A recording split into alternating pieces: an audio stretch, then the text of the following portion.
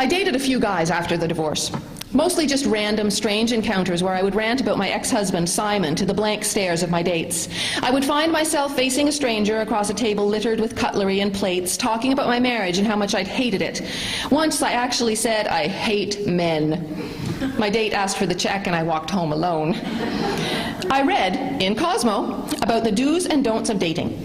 One of the do's seems to be to blink a lot, touch his arm, lean in and nod, and ask him about his job. But not too much in case he thinks you're a gold digger.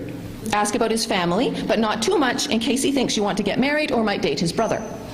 And ask him about his hobbies, but not too much in case he thinks you're a stalker. Then, apparently, you are supposed to have wild sex with him that begins with licking inside his elbow and ends with some strange gyrating circular thrusting motions that would probably dislocate my hips. I was concerned about these do's because I wasn't used to wearing mascara. Mascara, it seems, is essential to attract a man. Also, lip gloss and Spanx, full-body lycra armor that prohibits the eating of anything larger than a Brussels sprout. The wearing of mascara added a whole new element to the nervousness of meeting someone new, because it smears and sticks my eyelids together. I would be working on the smile and nod, which seems central to the Cosmo perfect date plan, when one eye suddenly wouldn't open in the corner and it would start to water. And I would fix it with a napkin, only to realize when I got home, surprisingly early, that I had black smudges under my eyes like a linebacker on Super Bowl Sunday. I was doubtful I would ever get to the elbow licking with these kinds of cosmetic challenges. Cosmo was right about the don'ts. Don't talk about your ex. Don't talk about money. Don't talk about your mother, your ticking biological clock, your shih tzu, your crossword fetish, or that time in high school when you did acid and you've never felt safe around flowered wallpaper since.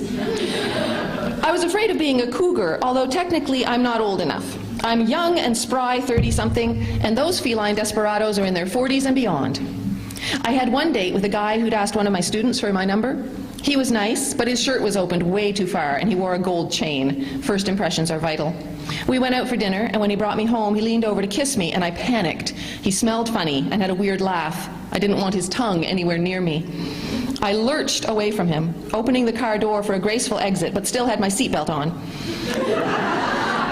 There is no advice in Cosmo on how to gracefully disentangle oneself from a seatbelt with one's ass sticking up and one's hands on the ground outside the car.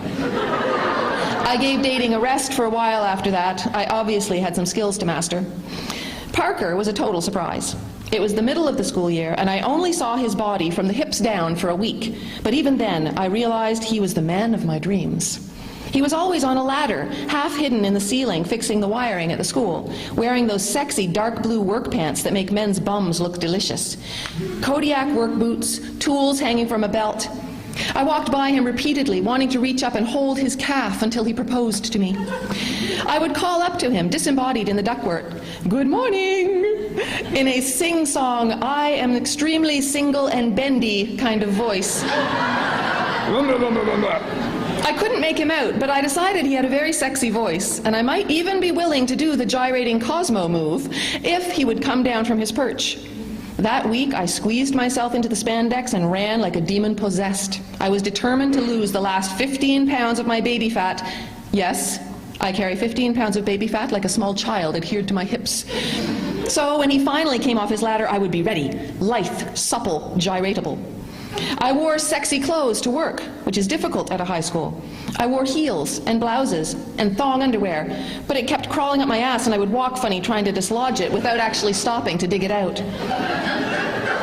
It was on one of these heel and thong days that I came around a corner, wriggling a little, picking lunch out of my teeth, when there he was, off his ladder, work boots on the ground.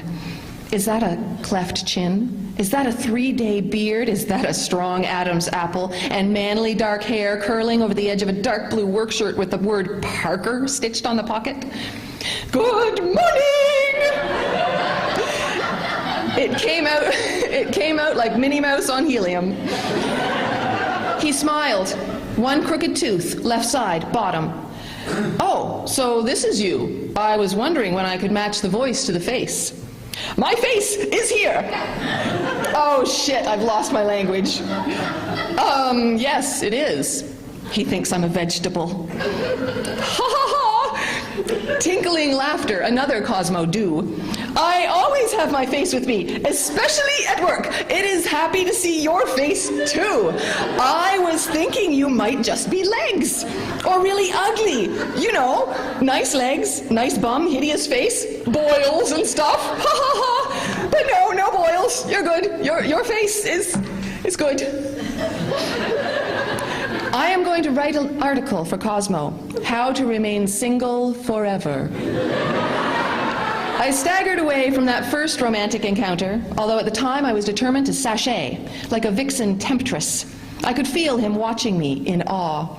It was only when I got to my classroom that I realized I had both toilet paper stuck on my shoe and a smear of soup on my blouse, and I told him he didn't have boils. Who does that?